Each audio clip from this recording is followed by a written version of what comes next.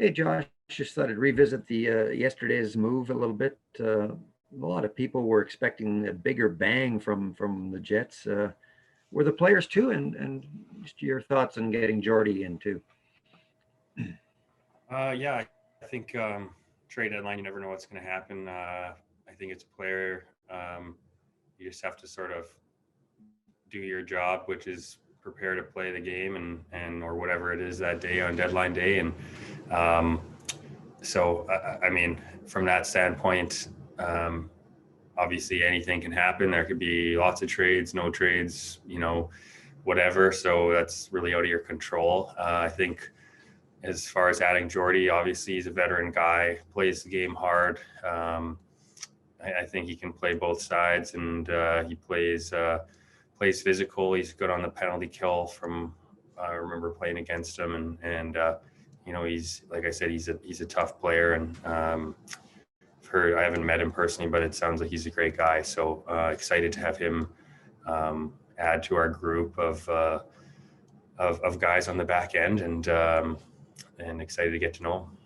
Go next to Kelly Moore from CJOB. Go ahead, Kelly. Hey, Josh, aside from the result last night, I'm just wondering if that game was one of the most frustrating you've ever played in. You had 10 shot attempts and 7 of them were blocked by Ottawa. Were they doing something that you weren't expecting, or was it just one of those games where they were getting in the way of everything you were throwing to the net? Yeah, I think, obviously, probably a combination of everything. They do a good job of getting into the lanes and sacrificing and blocking shots, and they play hard. They compete hard, and that's something that you do when you're a hardworking team. I think I can do a little bit better job, obviously, of getting pucks through. Looking at the shots blocked, I don't know.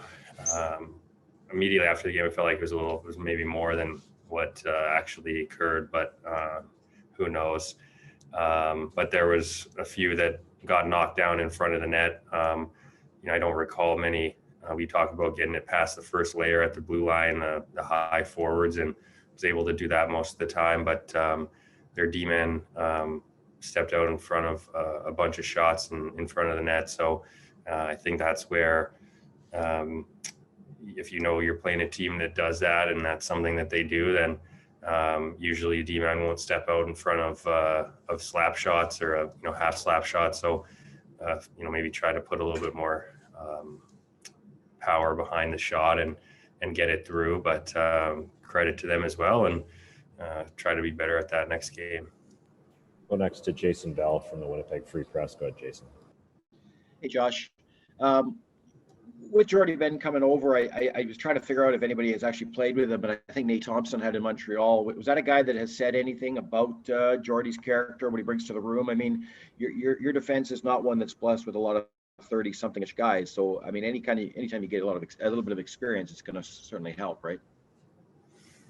Yeah, I mean, I think looking at our back end, we're sort of a mid-20s and younger group, I guess, or a lot of guys in their mid-20s sort of thing. So, it's nice to have a guy come in who's got some more experience, and he's in. I think I looked yesterday. He's in the mid 500s or something like that in games played, and I think prior to that, I don't think we had any D over 400. So relatively, he's got a lot of experience, and so that's always a nice thing to have on your team and heading into the playoffs and the stretch run.